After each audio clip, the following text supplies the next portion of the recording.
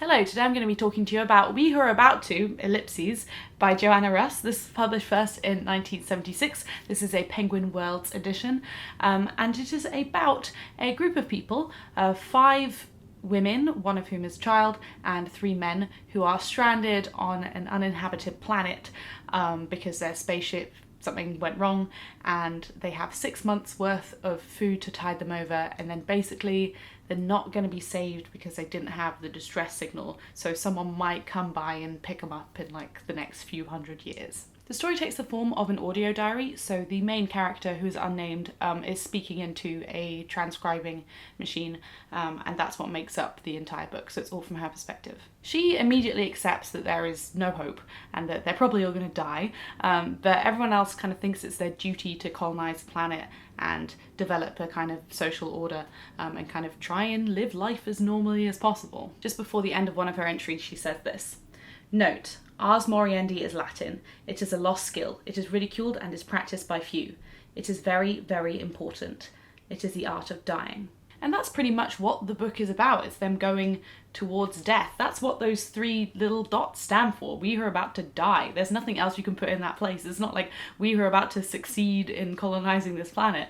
No, they're all a spoiler. Everyone dies. The whole book is about that decay of social order and how they approach death, and the main character does it kind of calmingly, acceptingly, but also extremely masochistically. I really wanted to like this book. I really did. I opened the first page and I was like, this is such a punky feminist read, and I wanted to love it, and I just didn't. I hated it. Hate is a strong word for the book. The book was okay. I hated the main character. I hated the narrator. She was so egotistical and pretentious, and it was great at the start because she had such a wicked voice. It was the kind of character which I never, like, this may be the best example I've ever seen of it, where without expressing her feelings about things, the words she chooses to describe things really just sets a massive tone. Like, you understand exactly how she feels about everything just from the way she describes, like, even the people she's surrounded by. Especially towards the end of the book, though, I found it really insufferable because it's very rambly and there's a lot of like philosophizing which seems very out of place.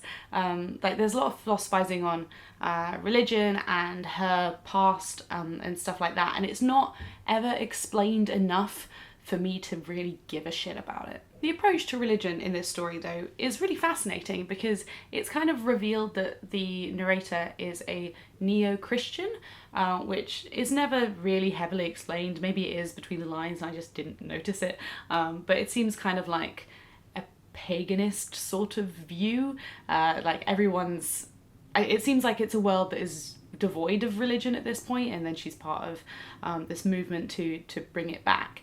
And I've always thought of Christianity as, you know, people always kind of look up to Christianity as a religion, and it's strange that when this is revealed about her, it's made her a complete outcast. She's deemed totally untrustworthy. All of her actions, all of her opinions are not respected anymore. She's almost treated like an alien in this group of people for having this different way of life.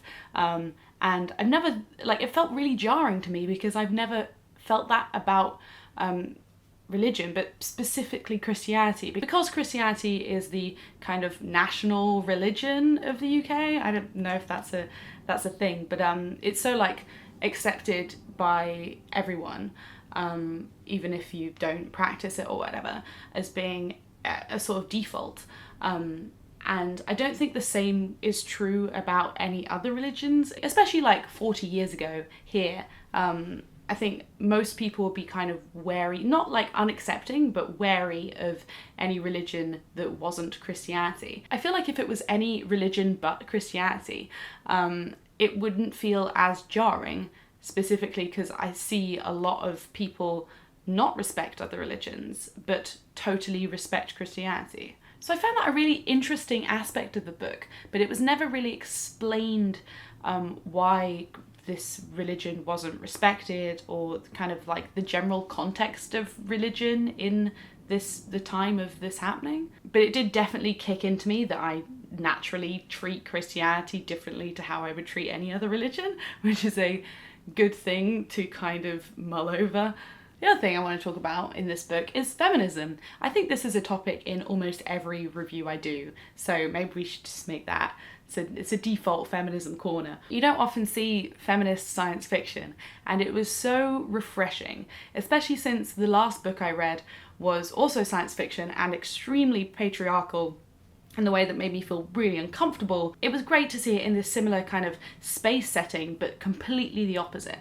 And it's kind of interesting that she decided to make the world still like quite patriarchal. Women are probably treated in the book the same way they would be when the book was written, which is you have your place, you're here to make babies, etc, etc. So Russ sets up that world and then fucks it over in every way possible. The narrator is a strong female voice and is very obviously feminist, but also the other women in the book, without being overtly or verbally feminist, they do manage to subvert a lot of the expectations you have on them and end up being like the stronger characters. So while the whole book is subverting the science fiction notion of like humans can conquer anything, it's also specifically subverting the notion that a man will arise to fix everything. But our narrator from the off knows that that's just not going to happen, so she's just looking after herself. I hope you've enjoyed this video on We Who Are About To by Joanna Russ. As I said, I didn't exactly enjoy it, but it did have some interesting meditations on death and social hierarchy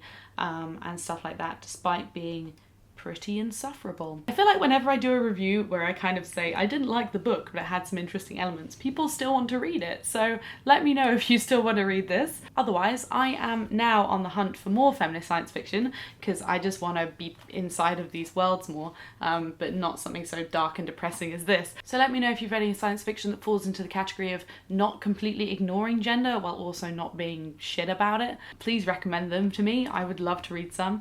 And yes, I hope you've enjoyed this video. Reminder that today is the start of the BookTube-A-Thon, which runs all week long. I will leave links to it in the description down below. I made a TBR video a few days ago about it. I hope you all join along, and I will see you soon for another video. Bye.